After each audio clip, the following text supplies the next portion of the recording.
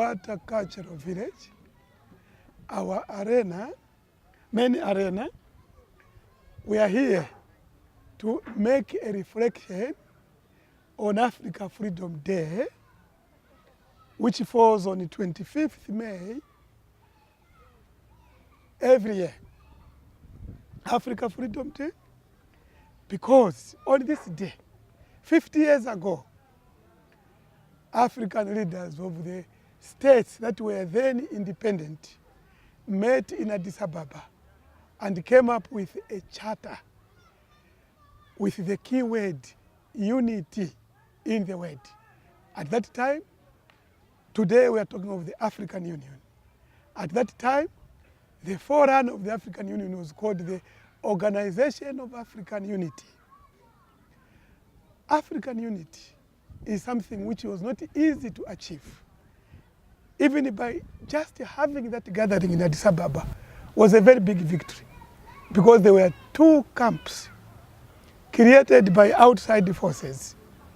The one of genuine African leaders called the Casablanca Group, comprising people like Kwame Nkrumah, Julius Nyerere, and Sekou Touré, Modibo Keita, Gamal Abdel Nasser of Egypt, and others comprised the Casablanca powers.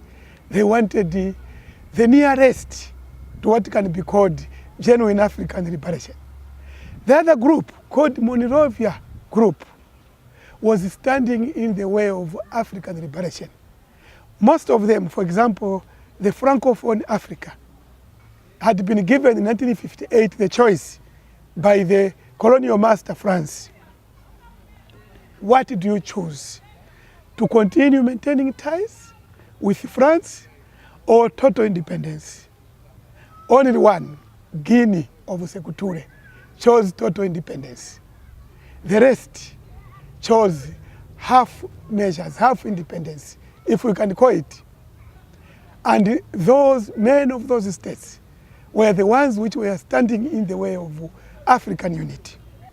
So the Monrovia Group and Casablanca powers, or using other terms, radicals and conservatives, or progressives and Euro-Africans, met in Addis Ababa under the auspices of Emperor Haile Selassie, that progressive son of Africa, and signed the charter on 25th May 1963, making it 50 years today.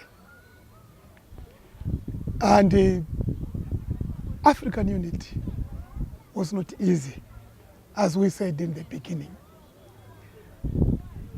The story of Africa is a long one. We begin from the time when Africans, or if you like, dark-skinned people, were enjoyed the same esteem as all people, all other races of the world, whether Chinese, Indian, Caucasian races, Arabs, we enjoyed the same esteem. East Africa is replete with the ships, archaeological evidence of trade having taken place between the far eastern part of the world and the eastern part of the African continent, where trade was taking place as equals. But then along the way, between 1440 and 1450, slavery started going commercial. Africans were transported from the continent to the Caribbeans and the Americas, what was called the New World. That changed the face of everything. Africans became second-class citizens of the world. In fact, second may even be a promotion. They became something else in this world. Then after that, slavery, where they were brutalized for centuries, came colonialism, whose culmination was the Berlin Conference of 1884. And then after Benin, where Africa was carved into the various boundaries that we know today, shared among the colonial powers. And no African was present. And we have arbitrary boundaries, where Nsengas, some are in Mozambique, some are in Zambia, others are in Zimbabwe, Ewe is in Ghana, Ewe is in Togo, and so on. Dewere is in South Africa, Dewere is in Zimbabwe. Lozi is in Zambia, Lozi is in Kaprivu Strip of Namibia. That was 1884, Benin Conference. Africans persisted. Then we came to the fight against colonialism and then the achievement of independence. And we had the year 1960 called the Year of Africa, because although Zambia got its independence 4 years later, in that year, 1960, most of the one after another of the African territories won their juridical independence. Juridical in the sense that politically they had the flag raised, we had our own presidents and our own ministers and our own administration. But economically, the colonial powers still had a stranglehold on our economies. Then measures were taken by the new liberators of our territories, what we sometimes call the first generation of African leaders, to redeem, to put right the distortions of slavery, distortions of colonialism. Under colonialism, we had the rounder veils. Here where we've met these round houses with grass thatch as roof. After independence, the founding fathers deemed it demeaning for the African people to continue being in these type of huts, which were constructed in late 30s for Africans who were coming to work for the white colonial masters and for the new administrators in Lusaka, which had become the capital in 1935 after Livingstone. Okay. And in this place, we had those high-rise flats, which you are seeing. And then the other, at the base, the other good accommodation of modern standard.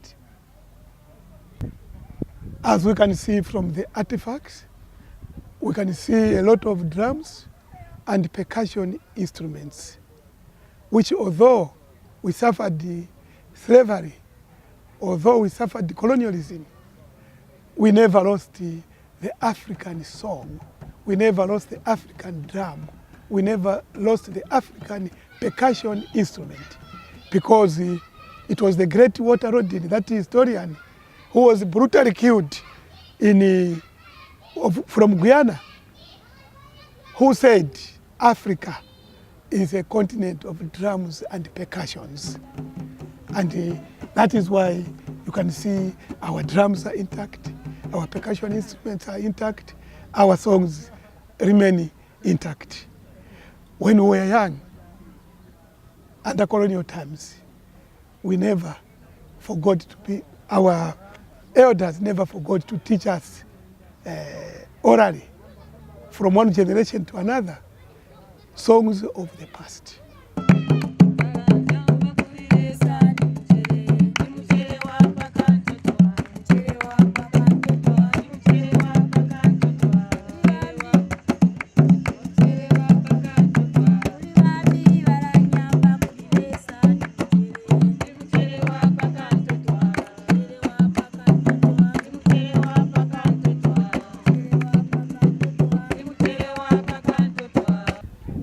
We're talking of the African song which never died, and it was passed on by oral tradition from one generation to another.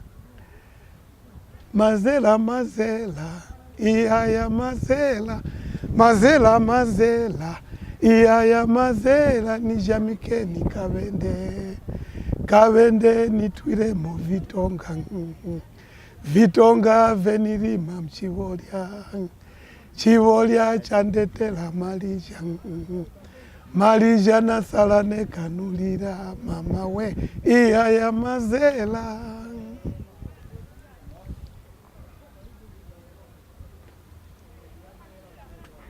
The role of missionaries and their missions has remained a controversial subject. No doubt, scholars, researchers, professors in universities, lecturers in colleges, teachers in schools will continue discussing this controversial subject, where missionaries and missions positive to Africa. There are others who are emphatic, like Aldo Tiberondwa, one of the great lecturers who passed through the University of Zambia. He was a Ugandan. At some point, he was even the Prime Minister of that country, who wrote a book, Missionaries were agents of colonialism. They hold the view that they were negative to Africa. Others believe that missionaries played a very big role, and their mission stations played a very big role in bringing Africa to where it is today. There are those who go to the extent of giving examples of David Livingstone as having been among those who fought against the slave trade, who helped to bring the slave trade to an end in these parts. He is revered so much that despite the Africanization of names of Zambia, where towns like Kawe obtained the name Kawe, Broken Hill were changed to Kawe, Bancroft changed to Chirilawombwe, Fort Rosebery changed to Mansa, Fort Jameson, the first capital of northeastern Rhodesia, changed its name to Chipata, and others. Livingstone, the founding fathers felt that his contribution was so big that it should remain Livingstone as it is, because of the special role he played in ending slavery. That is according to one school of thought. There are those who believe that slavery just had to come to an end. The time had come. It was no longer commercially viable to continue with the slave trade and the trading in slaves. But here we are. What is true is that many of the freedom fighters, name them, they were products of mission institutions. In our parts, Kenneth Kaunda, Simon Kapwepwe, Grey Zulu were all products of mission schools. Kapwepwe and Kaunda, Rubwa. Grey Zulu, Dutch Reformed Church institutions in the eastern province of Zambia, of Northern Rhodesia at the time, but Zambia today. In Zimbabwe, almost everyone, in fact somewhere even ordained ministers. We start with Robert Mugabe, who was brought up at Kutama mission station. And with that knowledge, with that as a base, he was able to participate in the liberation struggle of Zimbabwe. First president of ZANU PF, or is it ZANU only, before it became PF, Reverend Ndawaningi Story, was a minister brought up in mission schools. Bishop Abe Muzorewa The Prime Minister of the short-lived Zimbabwe, Rhodesia, was brought up in mission institutions. Above all, the greatest African, whose every word was a prophecy, Osajefo Dr. Kwame Nkrumah, was brought up in Catholic schools. Not to name Julius Nyerere, Catholic, devout Catholic, up to the time he went to join his ancestors in 1999. Jomo Kenyatta, the burning spear of Kenya, mission institutions. So it is important to know how mission institutions developed in a country like ours, North Rhodesia, Zambia, today. We are seeing the building here, that of the Dutch Reformed Church, formed in 1933, at this very point where it is. And it was 2 years later that Lusaka became the capital of Lusaka. The Dutch moved into Zambia, today's Zambia, this part of the world called Zambia today, in July 1899. They established their first mission station at a place called Magwero today. It adopted the name Magwero for 2 reasons. The first, Magwero means source. Magwero is a source of rivers. 2, because it was the source of the Dutch Reformed Church in these parts, the name Magwero was fitting. That was in July 1899. Then in 1903, the well-known Mazimoyo, close to Chipata, was established. 5 September 1905, the church, the mission at Nyanje was formed. Before others at Hofme in Nyimba, Merwe, in Petauke, where the other chief Kalindawaro is today. And that was how, in later years, it spread and came even as far as Lusaka. It has become, today, it has become so well established that it's instantly recognizable where the Dutch have made their unique uniform for the women, a black blouse, a dark skirt, and dark doek, head dress, that is, as it is called in these parts of in the southern part of Africa. It must be an Afrikaner word. And then for the men, dark suits, white shirts, and resplendent with their ties, marked clearly Reformed Church in Zambia, the name adopted by the Dutch Reformed Church after independence, because we wanted to be free in everything, even in terms of names of, even in the umbilical cord which tied us religiously to the churches, we had to have our own ways. We should give God the praise and the glory for the African Union to clock 50 years.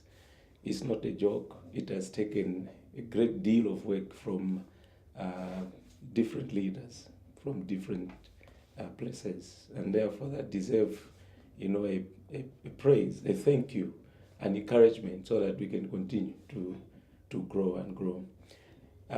In relation to the church, especially the Reformed Church in Zambia, I want to say that the Reformed Church in Zambia has grown over the years, and we can see many fold of signs and fruits.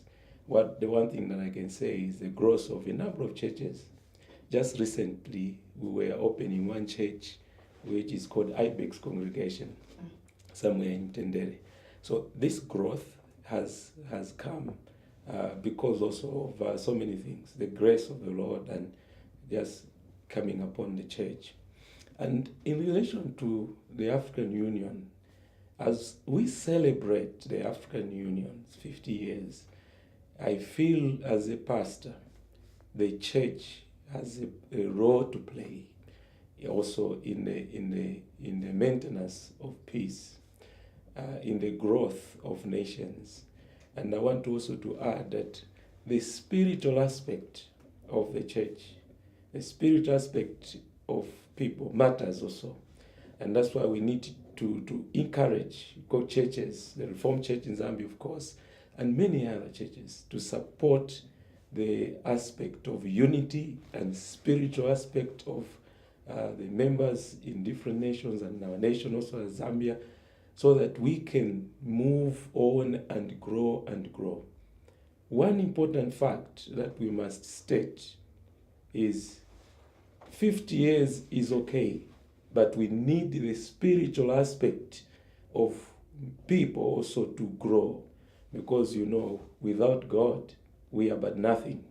50 years is a very good number, but without God it can be nothing. And that's why we need to emphasize that fact, that we need to grow also in the spiritual aspect and also in other things. But my advice for now is, we cannot borrow what others are doing and bring them into another, place. It's like carrying on what others are doing and you want to do them. We differ in places, and I think therefore I want to advise Africans not just to copy anything. We are Africans. There are certain things that we cannot do which others are doing. And moreover, like I indicated in the earlier question, I indicated the spirituality should grow. I feel as people grow in their spiritual life, certain things will be avoided. Because like these issues of man to man marrying and woman to woman marrying, as a Christian nation like Zambia, we don't agree. And we have heard quite, a number of ministers, a number of Zambians, saying against such kind of a thing. And that's why I would say my advice, we should not just copy things which are going to be a harm to our lives, a harm to our culture, a harm to our nation, a harm to African leaders. So that culturally it is wrong. It is wrong. Biblically for us, it is wrong. And that's why as a nation like Zambia, we are saying no to that. And it's something that we cannot just borrow and bring it into our culture. It is an abomination which must be avoided. Tathokoza kwambiri Apostle for this wonderful interview. You have been at your best. Thank you so much. Thank you. We thank God for it. And we're looking forward to have a doctor. Yeah, most of very soon I'll be professor. Yes. Thank you so much. I really appreciate for your coming. No, thank you. And I wish you all the best in whatever that you are doing. Thank you very much. Thank you so much. We are at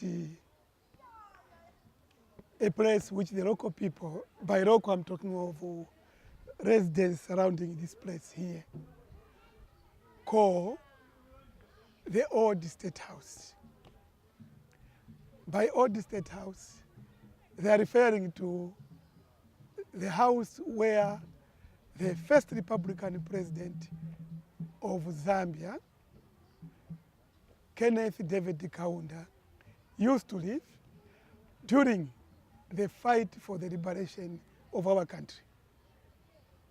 This house, which looks very modest to us now, who are used to mansions indescribable size, used to be a house for the high-class people among the Africans. The other Africans used to live in places like Kawata, those round vales, and Kamwala, which also comprised round vales. This place used to be the headquarters of the United National Independence Party, the party which spearheaded the fight for our country's freedom. The man who used to live here, Kenneth David Kaunda, was unexpected at birth. In 1924, 28th April, the day he was born. He was unexpected by his parents because there was a very big gap between his elder sister Joan and himself. For all intents and purposes, David Julizia Kaunda, for that was the name of his father, and Helen Tengwera Kaunda, that was the name of the mother, had given up ever having another child. Then when Kenneth Kaunda was born, on that day, he was given the name Buchinja, meaning the unexpected one. And the man was able to achieve a lot of unexpected achievements in his life. To begin with, unexpectedly, he has lived up to today. He's still alive, 89 years strong. He, at birth, apart from having been unexpected, he was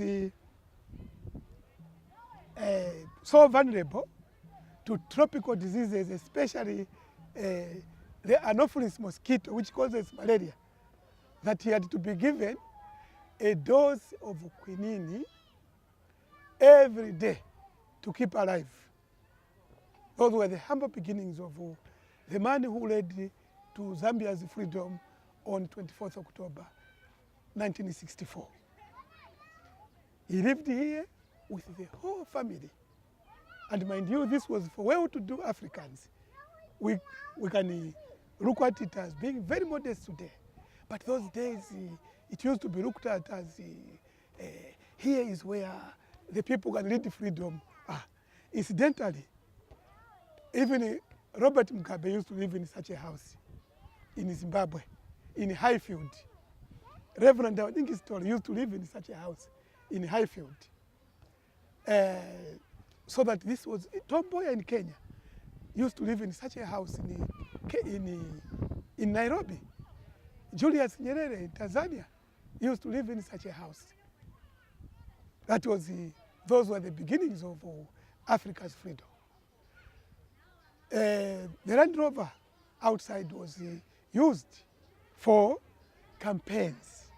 You know, the terrain, there were no tar roads those days, and the terrain was rough. The roads were not smooth as we know them today. And it needed transport, which could move in all kinds of terrain. And the Land Rover donated by well-wishers was fit for that type of purpose. The African Union was finally born after years of struggle by African people, and in 2001, the instruments, original instruments, were signed in Lusaka when Zambia yet again chaired the Organization of African Unity for the last time to bring in African Union, which was born in South Africa in 2002. So that we can talk of the birth of African Union, 2001-2002, Lusaka and South Africa. Unlike the Organization of African Unity, which had many tasks, two major tasks. One of uniting the African continent so that every inch of African soil could attain its freedom, and then which freedom was realized with the voting of every person in South Africa, black and white, on 27th April 1994. The African Union's task is a simple one, although much more complicated. Simple in terms of defining, but much more complicated in terms of attainment. It is to win back the social and economic goals which Africans have set themselves, of which the foremost one is that of to progressive Africans, that is discarding neo-colonialism, which is still in our midst today. Neo-colonialism was defined by the apostle of Africa's independence, Kwame Nkrumah, as the essence of neo-colonialism is that the state subject to it is in theory independent and has all the outward trappings of international sovereignty. But its economic system and thus its political policy is determined from outside. Until we discard that system where our policies are determined from outside and we are not masters of our own destiny. That is the struggle which we are in now. At 50 years, we haven't yet achieved it. Let us celebrate 50 years of the African Union with all the many successes and reflect on our history and reflect on and then focus on our future of social and economic freedom.